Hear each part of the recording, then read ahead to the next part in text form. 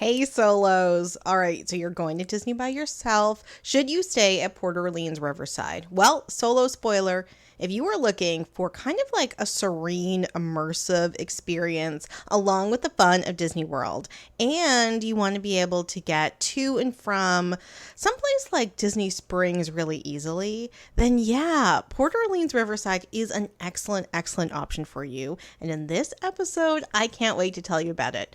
Hi everyone, it's Samantha. Olaf may not know who Samantha is, but now you do. And welcome to Solo Magic, the #1 podcast about solo travel to Disney World. I'm continuing my series talking about all the moderate resorts. I talked about value resorts in July. This August, I'm talking about all the different moderate resorts, giving the overview of what that moderate resort is like and some pros and cons for staying solo. This week, I'm talking about Port Orleans Riverside. Next week, I'll be talking about Port Orleans French Quarter.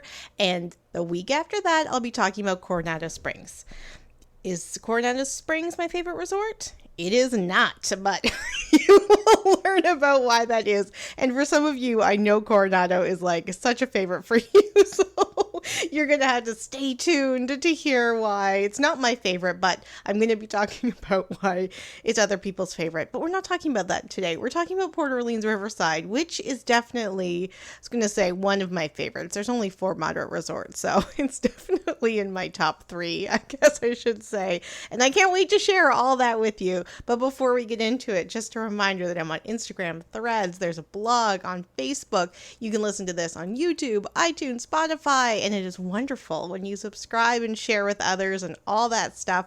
I see those numbers growing, and I see your messages and I see your tags, and it's just really wonderful to be part of this community. So thank you for allowing me into your ears. That sounds weird. And into your thoughts. That sounds even weirder. And I'm really looking forward to some programming that I'm planning in the fall, which isn't going to just be these overview things. It's going to be a little bit more about like the idea of like what solo travel is. Like, yeah, sure, it's going to Disney solo, but what does that really mean? And what does that mean for you? And what does that mean for like your soul? And see, I'm gonna get into your ears, I'm gonna get into your brain, I'm gonna get into your soul. That sounds sounds super creepy. But before that, let's just get into it. Port Orleans Riverside.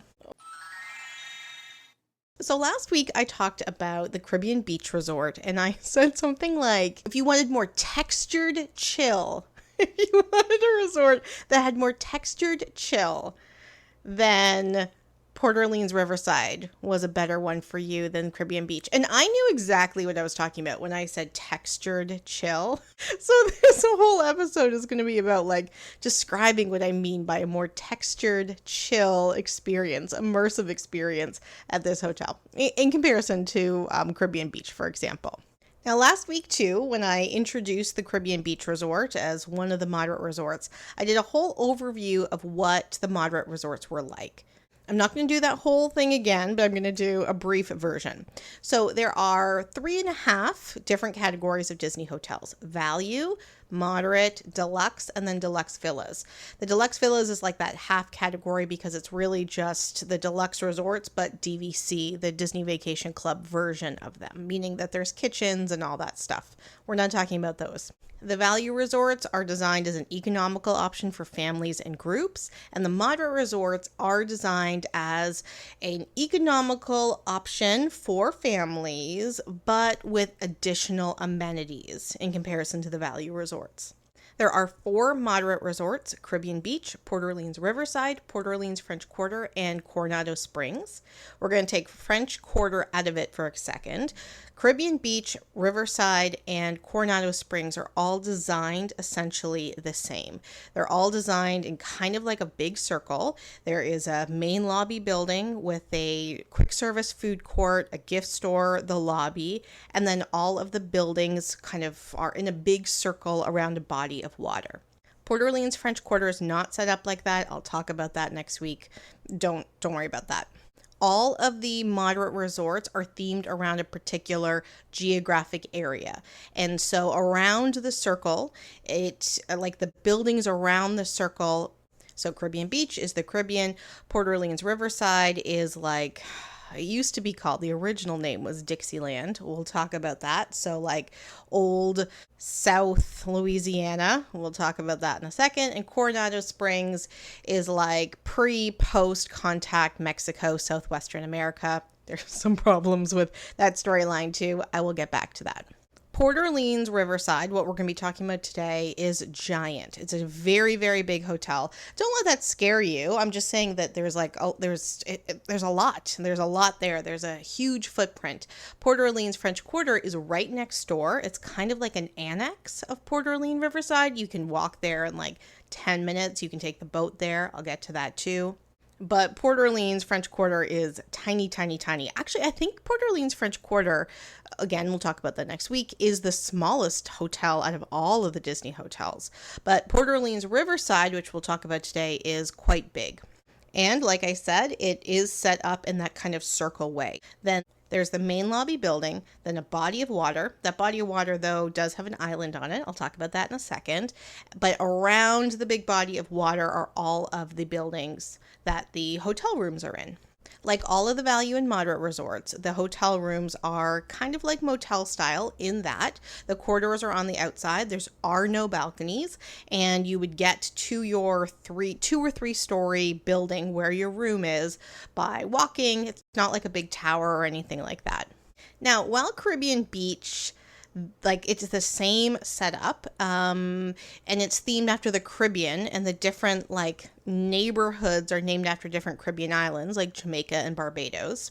There is a lot more texture to Port Orleans Riverside. There is a lot more texture in how the hotel is set up, what those quote unquote neighborhoods are like, and they're not really neighborhoods in this sense, and I'll get to that in a second. And so when I say that like Caribbean Beach, which I talked about last week, it doesn't, I was going to say texture again. I'm going to do it again. It doesn't have a lot of texture to its theming. It's one of my favorite resorts because of its proximity to the Skyliner and its proximity to the Riviera Resort and the fact that it's very comfortable and all that stuff.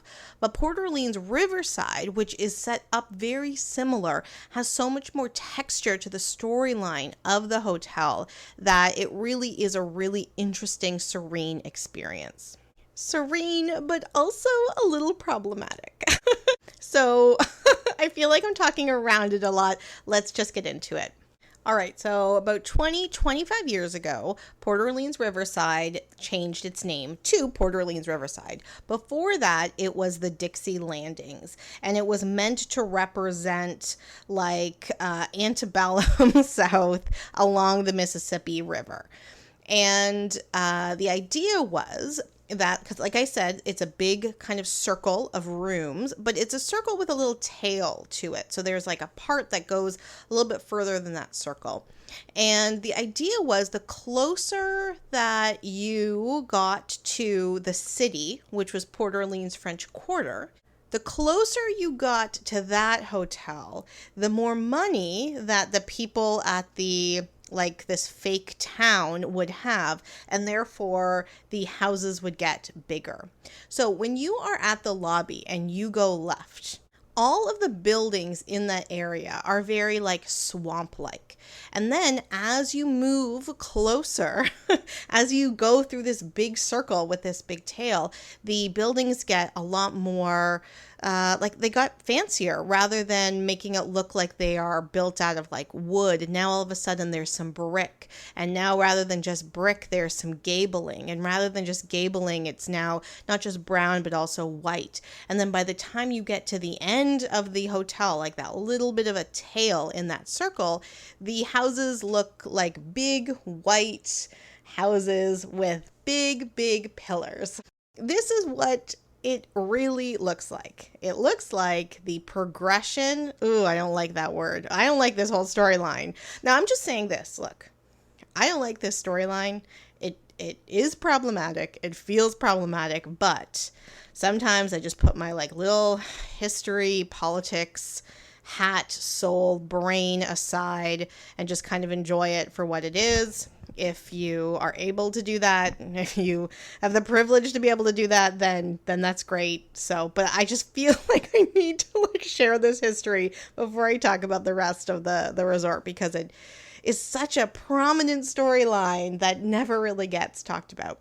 What it really looks like when you go left from that main building are essentially like cabins for workers slash enslaved people, and that you are getting closer and closer and closer to the big house, to a plantation house. And there are some buildings in the middle that literally look like a wooden back kitchen to like the big house's big kitchen. Like there are buildings that literally look like a blend between like, you know, plantation building material and like not a shack in the back, but a more rudimentary brick building that people would have used to cook in, that would have been a little cooler before taking the food into the big house.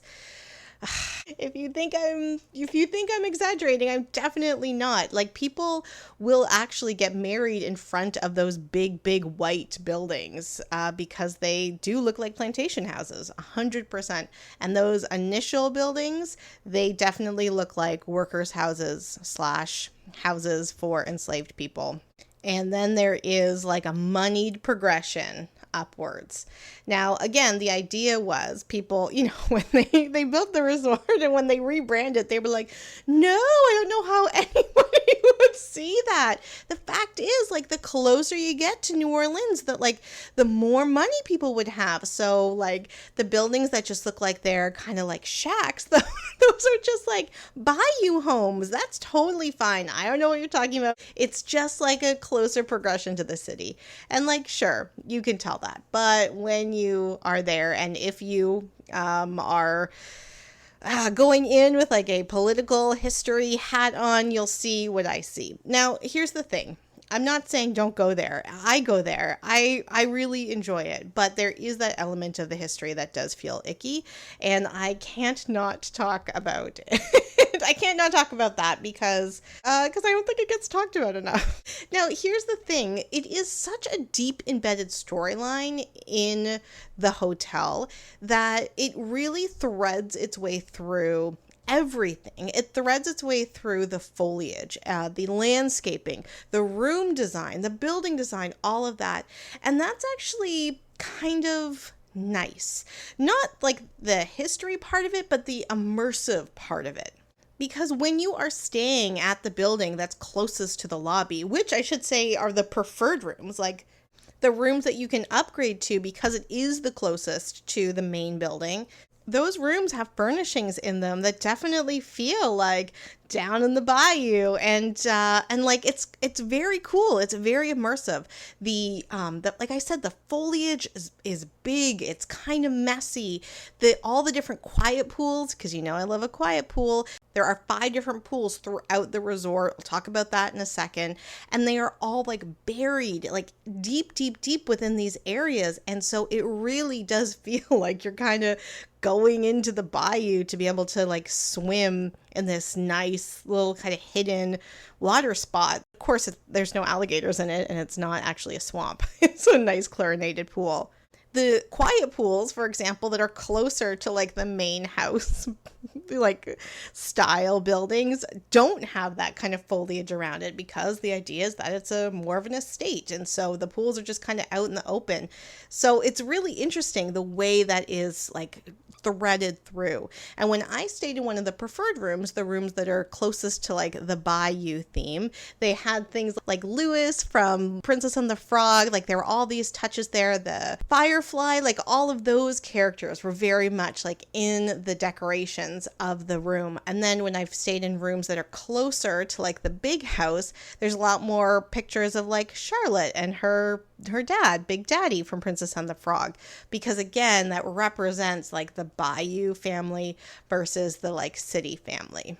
Okay, so there are 7 different clusters of buildings, and like I said, if you go from left all the way around that circle to the little tail, you will see that it is a progression.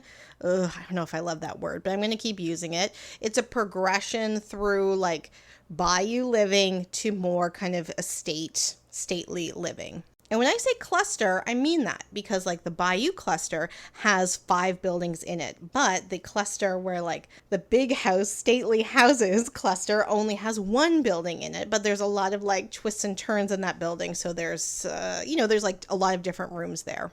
Each one of those clusters, and I called them neighborhoods because they're designed very similar. I called them neighborhoods at the Caribbean Beach in the Caribbean Beach episode.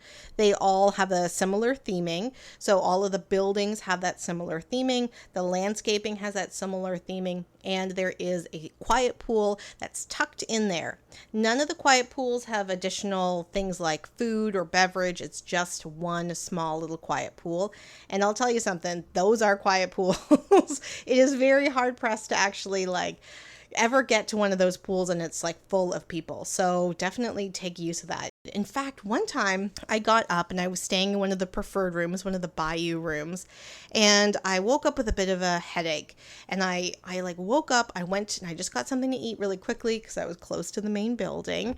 And I ate whatever I had to eat. And then I went to the pool and there was nobody there. And I just took a nap on one of the lawn chairs. And it was really nice to just like be outside and nobody came to bother me because everyone was going to the parks. And yeah, I don't know. I always find those pools just like so serene.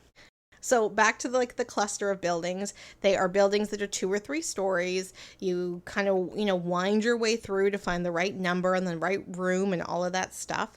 Inside the room is a little bit bigger than any of the value rooms. They are definitely more themed inside than any of the value rooms. And unlike the Caribbean beach rooms, like I had already said in this episode, the decorations within the rooms at Port Orleans Riverside definitely highlight the theme of the hotel even more. And so when you are walking into the room, you definitely feel like, oh yeah, like I'm still in the bayou, or I'm still in almost the bayou, almost the big house. I don't know.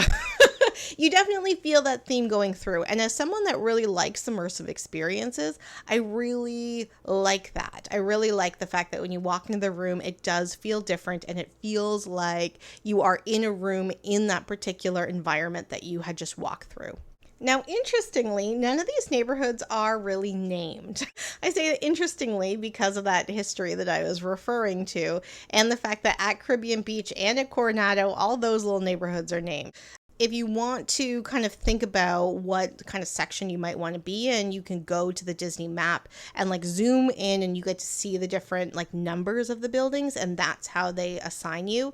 But here's the thing, there are buildings that are closer to the main building where all the dining options are, and that is a preferred room, and that will be a little bit more money, but sometimes it's definitely worth it because there is a lot of walking at this particular resort. And I don't necessarily mind that because of the immersion, which I'll talk about more in a second, but it is definitely a very big hotel. So if, for example, you're like, oh my God, I just want to be close to the dining options, then get a preferred room and then you'll get one of the Bayou rooms.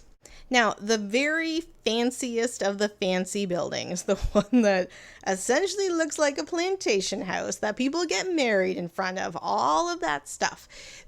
Like, you can't request those rooms because those rooms, by and large, are special rooms. They are all princess rooms. That is a totally different category of price, and I've never stayed in one of them. I really, really want to, but they are all themed as like princess rooms. There are like fireworks embedded in the headboards. The faucets in the bathroom sink are like little genie lamps. It just looks super, super cute. And I think one of the reasons why they turned those buildings into the princess rooms is because they are so much farther away to like the main building and all that stuff that it's like, okay, well, if you're going to schlep all the way out here and yes, be in a very beautiful building, just a reminder, you are going to also be able to like turn your headboard on so that there are like fireworks. Now, I don't ever see like a lot of people around those rooms, but they are kind of hard to book. And if you are solo and you are a princess lover and this might be like a once in a lifetime trip, then definitely like first look them up so you can see pictures of them, all that stuff. But like go for it, go book those rooms. Definitely go book those rooms. Now, those rooms, like most of the rooms at the resort, have two double beds in them, or two queen beds in them, I should say. And there are some rooms that have big king beds, but I find that because the rooms are bigger at the moderate resorts than they are at the value resorts, for example, having that second bed doesn't really get in the way. You don't really need necessarily a king bed unless that's your thing, and then do you, bibbidi bobbidi boo. But I think that having the queen bed and then having like another bed to like put your suitcase or whatever you do is totally fine. Usually too, not usually, there are some rooms that have a fifth bed, which is a pull down Murphy bed. And you don't necessarily need that, obviously, when you're booking. If there's an option for a fifth sleeper, you don't need that option. Sometimes it's a little bit more money, but also I've gotten to the resort and they've put me in a room with a fifth sleeper, like one of these pull down beds. It does not get in your way at all. And so don't worry about it if that's the case. And if you want to sleep in that small little bed, you could also do that, I guess. Now, the rooms also have like a small bar fridge. They have a chest of drawers. They have a little table with a couple of chairs. They have a coffee maker and some coffee options. And they also have things like the lotion and the soap and all that stuff. There are definitely more toiletries there than at a value resort. The bathtub and the toilet and the shower, the bathtub and the shower are the same. The bathtub and the toilet and the shower are all in a separate room. And then there is a space outside with a sink. Usually there are two sinks, and that, like I said, is outside where the shower and the toilet is. And usually there is a curtain that will separate the sink area from the bedroom area, and that is a kind of a blackout curtain. So if there were other people sleeping in the room, which wouldn't be the case necessarily if you're going solo, unless you're sharing a room with someone, anyway, whatever, then the light wouldn't bother them. But it also gives you more privacy if you're changing. There's a full-length mirror, there's a ironing board, an iron, all of that stuff, hair dryer, blah blah blah blah blah, and the place to hang your clothes. So there's plenty of room to do your thing.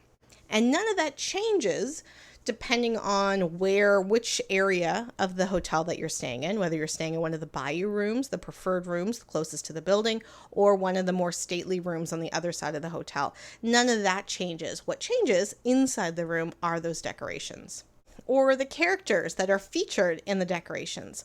Now, Tiana and Naveen from Princess and the Frog aren't really featured too heavily at Port Orleans Riverside. Instead, they are featured more at Port Orleans French Quarter. So instead, at Port Orleans Riverside, you're going to get, like I said, Charlotte and Big Daddy and Louie and all of those characters. So if you're going for a full-on Princess and the Frog Tiana experience, then Port Orleans French Quarter is actually a better bet for you.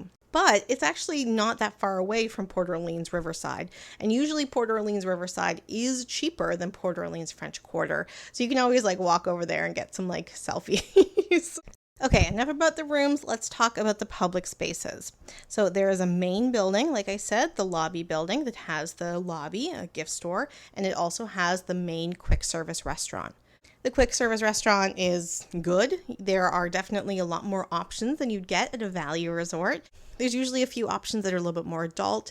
They have, at least whenever I've been there over the last year, they have a make your own platter with a protein that is themed to, southern flavors. And then you can pick your protein as well as sides. So that's kind of cool to put that all together. That's not always in mobile order though.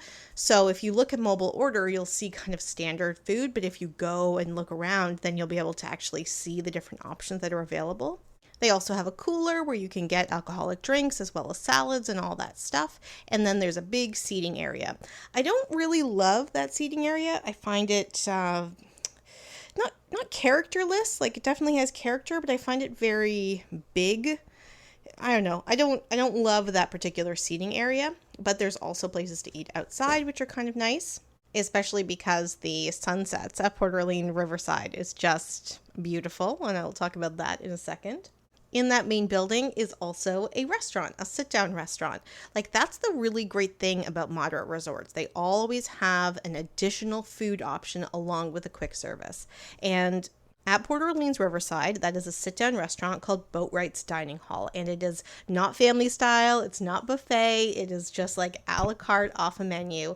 And I ate there for the first time This year, although I can't remember when, there's been a few too many trips maybe this year, and I was like blown away with how good the flavors were. I don't really love a lot of like southern food. I mean, sorry if that is insulting, but I find that like when you have good southern food, there's so much flavor and there's just so much depth and history and all that. But a lot of times what is like called southern food is just like fried and fatty and there's like no texture to it.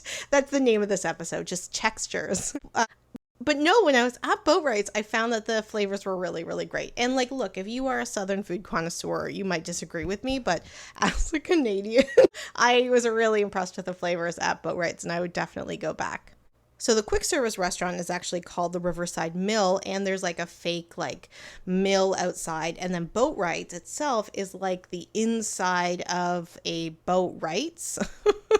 Like a place that you build boats, and so there's some really interesting like props and framed materials about how you build boats, and I don't know, it's pretty cool. And if you like boat making, nautical things, it's not really nautical, but if you like boat making, I guess, then you might really like that as well. I don't know, that sounds kind of weird. Attached to Boatwright's is also a lounge, and that has a similar menu to Boatwright's, but it's its own thing, and that's called River Roost, and it's really, really great. So you can get food, you can get drinks, and there is also a piano player that's very, very popular, and he plays there not every night, but like 5 days like over the weekend. So you know, I usually go like Monday and Tuesday, so I often miss him, but he is so popular, and he was laid off during COVID, and a lot of people were really, really outraged by that, like including cast members. I remember one of the boat captains, skippers, was telling me just like how outrageous it was that he got laid off, but a lot of performers got laid off. He has since been rehired, and so he can be found performing, and like the lounge is always just bursting with people when he is performing. I have been there when he hasn't been performing, and I really enjoyed the lounge, separate from not having any of that entertainment. The food was delicious. The atmosphere was like good. It wasn't a great atmosphere, but it was good enough to just kind of sit. It was definitely better than like the food court seating, and I really enjoyed myself. It was nice to have that option. Now there's also a pool bar if you wanted more of a, you know, like cool pool drinking atmosphere. So when you go outside this main lobby building, there is a body of water, like I said, and there's actually an island in the middle of this body of water. That is a swimming pool as well as the pool bar. That pool bar has all the like pool bar drinks that you want. There's also a few different food options. I never seem to like be there when those food options are for sale. So I've never actually eaten at the pool bar, but I have gotten like non-alcoholic drinks from there and have liked it. And I've also eaten there as well, because like I said, I don't really like the seating area at the Riverside Mill food court area. So what I'll do is I'll take my little tray of food and I'll walk across the bridge to where the pool is, usually like in the morning for breakfast or whatever, and I will sit at the pool bar and all of the different seating there because no one's there yet, and I'll enjoy a quiet breakfast, but I'm like in the trees and it's in the shade and it's very nice. It's very, very serene actually. So those are the main public things. But now, as a moderate resort, there are definitely additional like amenities at this resort. So there's also a place called the Fishing Hole that you can go and rent equipment to go fishing. And I've never done that. I've never actually ever fished, but that is something that you could do that people seem to be really interested in. Like there's always like people around there, and so that's a really cool option. There's also a place that you can rent bikes and like bike around not only that resort, but you can also bike all the way to the French Quarter because again, it's not that far.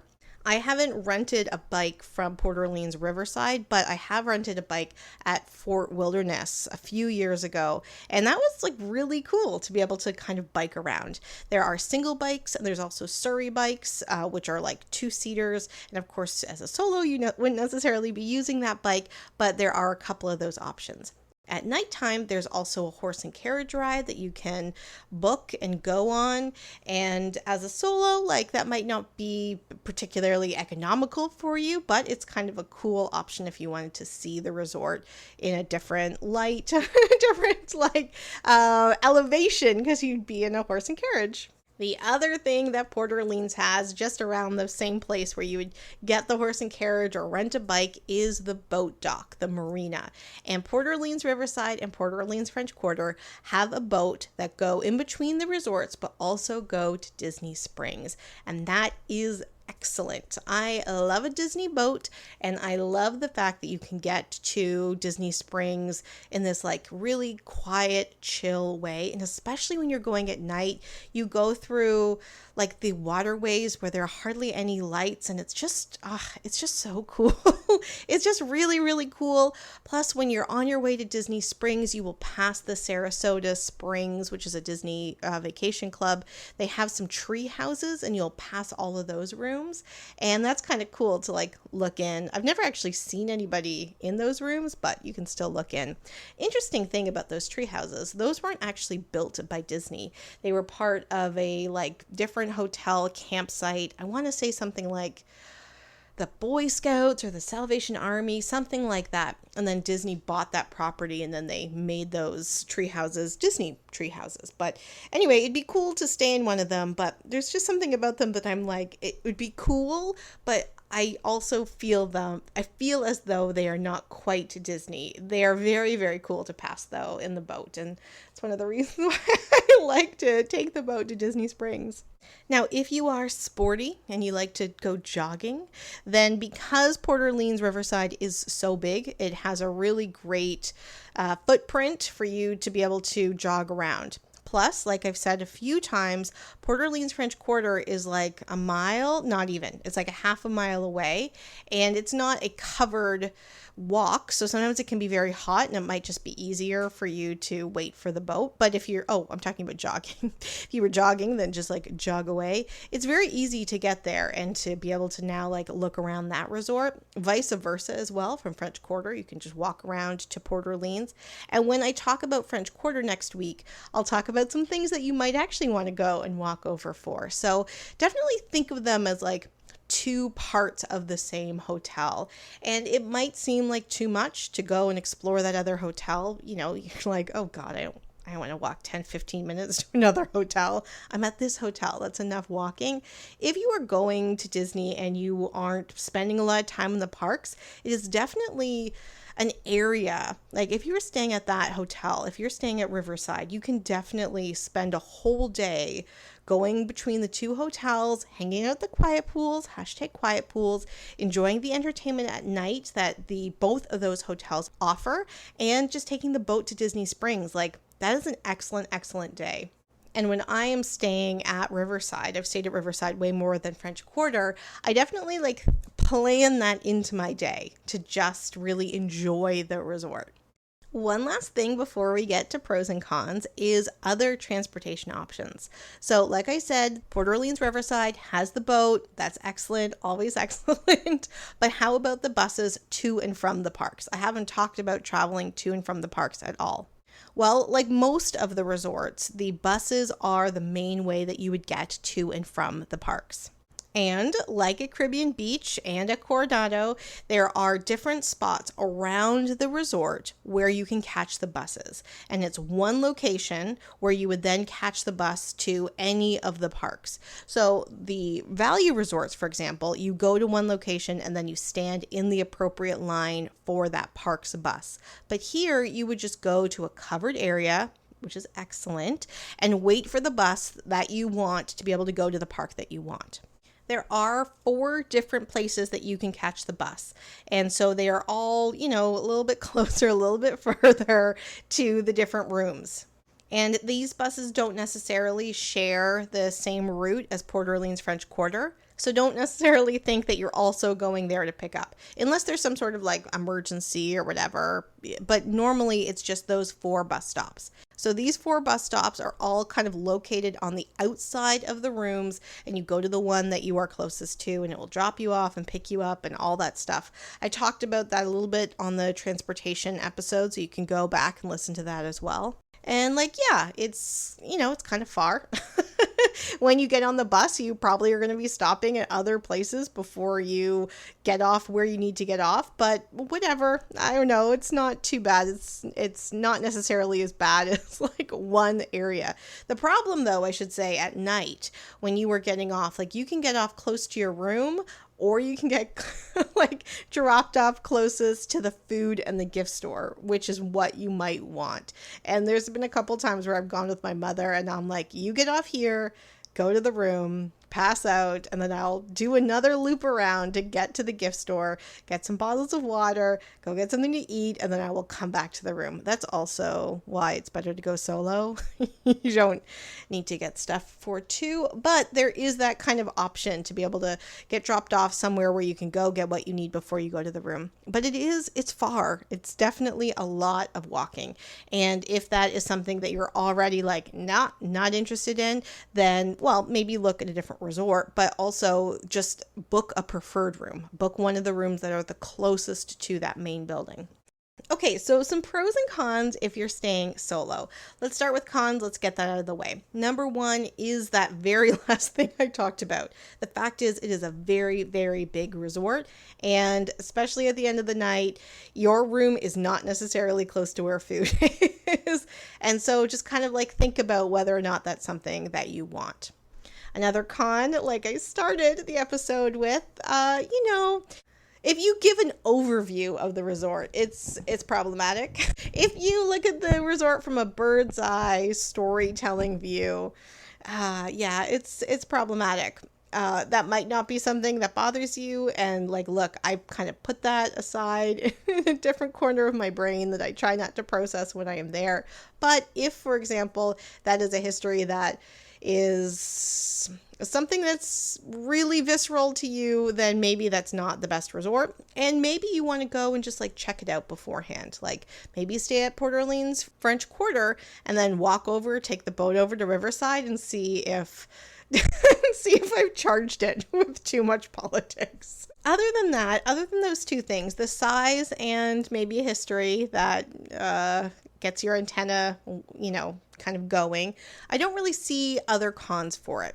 Other than perhaps it's not very lively. Like I am okay with that. I am super cool with that. I love quietly walking to my room at the end of the night, passing the pool and hearing jazz music. Like, oh, that's just the best. But if you want something where there's like a big, lively, nighttime atmosphere, then this might not be the right resort for you. It is definitely a chill resort. And if you don't want a chill resort, that might be a con for you. But let's talk about pros. It's a chill resort. And for me, that's a huge, huge pro. So there's a lot of pros for this hotel for me. Number one, I love the immersive experience. I love the immersion of it. When I went to one of the quiet pools, a quiet pool I hadn't been to before, you have to weave your way through all these different like trees. And then there's an area that looks like swampland, and like the thoughtfulness that goes into the landscaping of the larger story is just amazing. And yeah, it's a very large resort, which is not great during a trip where you're already going to do a lot of walking, but there are so many paths that you can like walk and just kind of explore. There's so many sounds and trees, and like it's just really, really beautiful. And that's all really in like that first half of the resort, the bayou side of the resort. When you get to the more stately homes, because the environment matches the building, there isn't as many trees, there aren't as many like sounds, the pools aren't hidden, and so it's really kind of cool to be able to see that difference of just like landscape storytelling. And I love that. I love walking through the different buildings. I love being able to see that storytelling. And I just find it, like I've said, textured chill. That's another pro. I find it a really chill hotel. Like I always see families, there's always people around. But when I think of it in my body, the memory that my body has is just quiet, even though that's not even true. That's not true. There are kids, there's families, but there's just something about it that just feels very quiet about the hotel that I just really, really love. And so it's really a sense of quiet and calm and chill rather than the actual noise level, at least for me. It's also just so, so beautiful. Like every time I've stayed there, I've taken the same photographs of the sunset over the water and a bridge with all the trees in the background. It's just breathtakingly beautiful. And at night as well, it's so, so nice. And I want to say too that even though the landscaping can be dense and there's like these swamps, it's not like it's hidden. It's not like it's a resort that has all these like weird nooks and crannies that as a solo you need to be like extra careful about your safety. No, it's not like that. It's still immersive, but it is very open and safe as well. This is definitely the type of resort that if you want to be able to just like turn off your brain, spend some time with yourself and a book in the water and beautiful trees and just kind of get that hit of nature, this is the type of hotel that you go to. You wouldn't go to Caribbean Beach. The Caribbean Beach, when I think of that, I think of it as bright and sunny and just kind of like full on. It's here where you would go. It's here where you would go and find a nice little quiet pool and be able just to hang out there. Like this is the type of resort that you would go to if you wanted to really have that quiet pool time, that quiet time by yourself. Now, when you're going to Disney, that might not be something on your agenda, but you might also like feel in your soul that it might be something that you want to add in or even have the option. And then if that is something that you think you might want on your solo vacation, then Port Orleans Riverside is definitely a good option for that. Another pro is the fact that it does have a sit-down restaurant and a lounge, as well as that food court and the pool bar that gives you a few different options for eating. So at Caribbean Beach, for example, their non-food court option is a family-style restaurant, which, as I've said on this podcast, I just don't recommend if you're going solo. But a sit-down restaurant, that's great. And then a lounge that also has that menu, that's amazing because that option isn't available at Caribbean Beach, for example.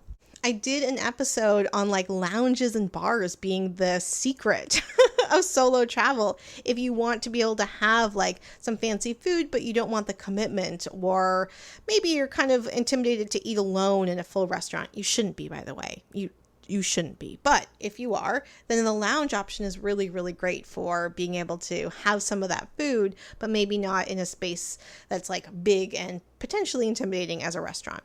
Although again, like just go eat in the restaurant. We'll talk about that more in the fall. Another pro of Port Orleans Riverside is that it is usually cheaper than Port Orleans French Quarter.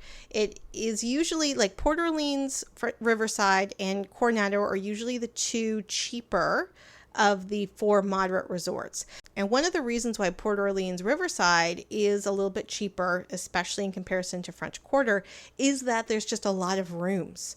There's just a lot of rooms. So they don't necessarily need to hike up the prices to keep demand low because there's just a lot of rooms. There's a ton of rooms.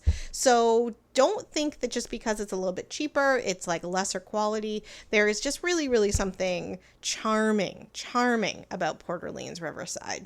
And finally, the pro is that there's a boat to Disney Springs, and I love that.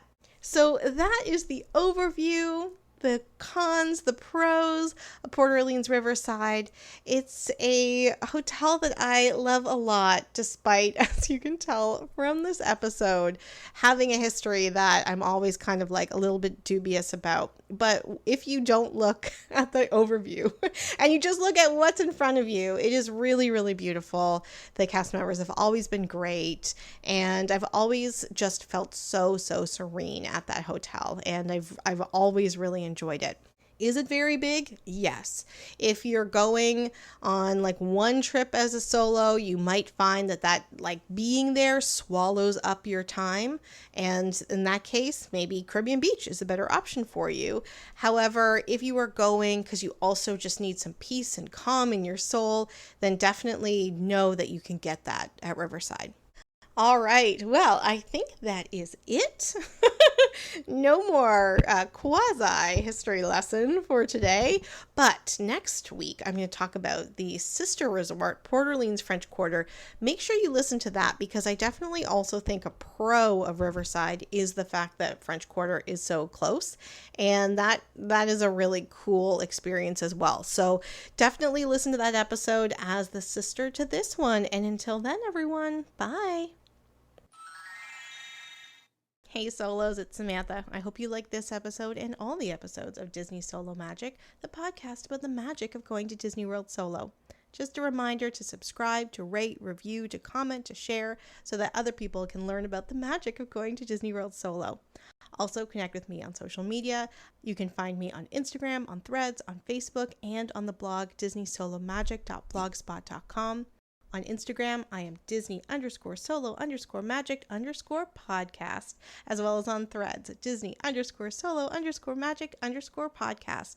And on Facebook, it's Disney Solo Magic. Again, the blog address is disneysolomagic.blogspot.com. Until next week, bye!